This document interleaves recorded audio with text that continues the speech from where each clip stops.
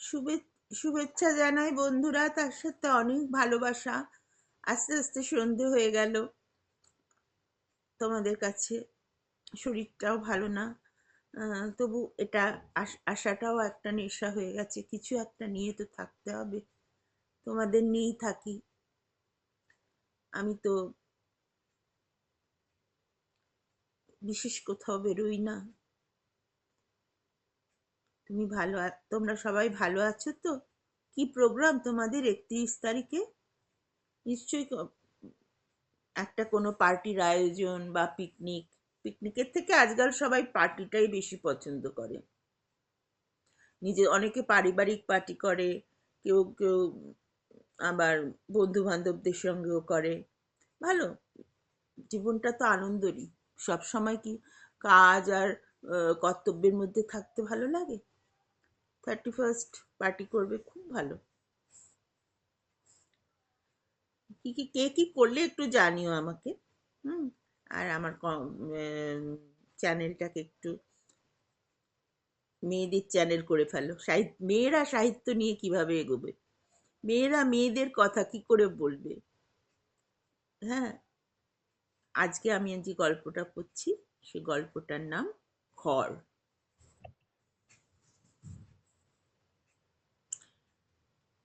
একলা ঘরে একা দেখেছিলাম তাকে, বিমুগ্ধ উদাস চাহনিতে কি যেন এক আকুতি।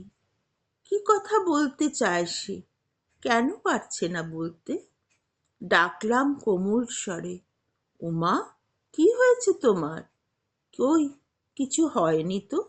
তবে একলাটি চুপ করে বসে আছো, নীরব চোখে চেয়ে। এমনি একটু একলা থাকতে ইচ্ছে করছিল। আমি কি তোমায় বিরক্ত করলাম? না না, বিরক্ত করবে না কেন? তবে বলো কি হয়েছে? ভাবছিলাম আরেকটু পড়াশোনা করে নিজের পায়ে দাঁড়াতে হবে। হ্যাঁ, সে তো খুব ভালো কথা। তবে হঠাৎ এমন কথা ভাবলে কেন? কেউ কিছু বলেছে? না মানে, চাকরি করে ব্যাংক লোন নিয়ে আমি যদি এক কামরারও একটা ঘর তৈরি করি, সেখানে তো কেউ আমাকে বলবে না আমার বাড়িতে থাকতে হলে আমার মতন করে চলতে হবে। কে বলেছে কথা? বাবা বলেছেন? বাবা গুরুজন বলতেই তো পারেন। তা বলে রাগ করলে চলে?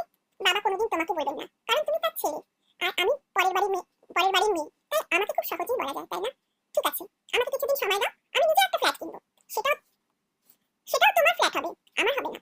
আমার আর তোমার ফ্ল্যাট কি আলাদা? একলা ঘরে তুমি কি করবে? তোমার আমার মিলিয়ে তো একটা ঘর হয়, সংসার হয়, সন্তান আসে, তোমার আমার ভালোবাসার সন্তান। তবেই তো সেটা ঘর, সেটা সংসার হয়। একলা ঘরে তুমি কি করবে? একা কাজ ছেড়ে ঘরে ঢুকে এক গ্লাস জল বা এক কাপ চা দাও, কাউকে বলতে পারবে না। আহা, এখনই বা কাকে কাকে বলতে পারি? নিজের কাজ তো সব নিজেকেই করতে হয়। আর আমি নিজের সাথে নিজে থাকতে ভালোবাসি তো। আমাকে ছেড়ে, সোনামণিকে ছেড়ে থাকতে পারবে তো? না, তা পারবো না। তবে এই তবের উত্তরটা তোমাকে দিতে পারবো না। কিন্তু কিছুদিন পরে তুমিও বলতে পারো, রোজগার তো আর করো না, তুমি কি বুঝবে? অমন কথা স্বামী স্ত্রীর মধ্যে হয়েই থাকে। তা বলে তা সত্যি নাকি? আমরা তো সারাদিন ঘরটা সামলাই, সেটা তোমরা দেখতে পাও না। তোমরা থাকো বলেই তো ঘরটা ঘর বলে মনে হয়। আমরা তো ঘর করতে পারি, তাকে সাজাতে পারি না। বুঝলে মানিনি? তবুও না, আর কোনো তবু নয়। তবে পড়াশোনা করে নিজের পায়ে দাঁড়াবে, এটাকে আমি সাপোর্ট করি। তোমার জন্য, তোমার সম্মানের জন্য বললাম। তুমি তোমার ইচ্ছে মতন খরচ করতে পারবে। এই ধরো আমার জন্মদিনে একতলা সুন্দর গোলাপ, এক বাক্স মিষ্টি, আর তোমার মুখে সুন্দর একটু হাসি গিফট করতে পারো আমি। ধ্যাত বলে স্বামীর বুকে বুক বুঝে দিল উমা। এই যে মেয়েদের নিজস্ব কোনো ঘর না থাকা, এটা মেয়েদের একটা অভিমান বা একটা ধারণা বলতে পারো যে আমার নিজের বলতে কি কিছুই না থাকবে না। আমি কি একদমই কিছু করবো না? সবাই সবসময় বলবে এটা আমার বাড়িতে, আমরা বাড়ি থেকে রোজগার করে আনি বলে তোমরা খেতে পাও। তা তো না, আমরাও তো বাড়ি থেকে অনেক কাজ করি। আজকাল খুব বেরিয়েছে, আমরা যে ঘর সামলাই, যে রান্না করি, যে ঘরটাকে গুছিয়ে পরিষ্কার করে রাখি, স্বামীকে সঙ্গ দিই, তার কি কোনো দাম নেই, তার কি কোনো মূল্য নেই?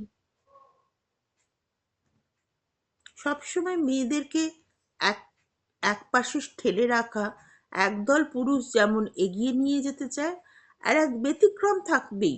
আর একদল পুরুষ থাকে যারা স্ত্রীদের দাবিয়ে রাখতে, ডমিনেট করে রাখতে ভালোবাসে।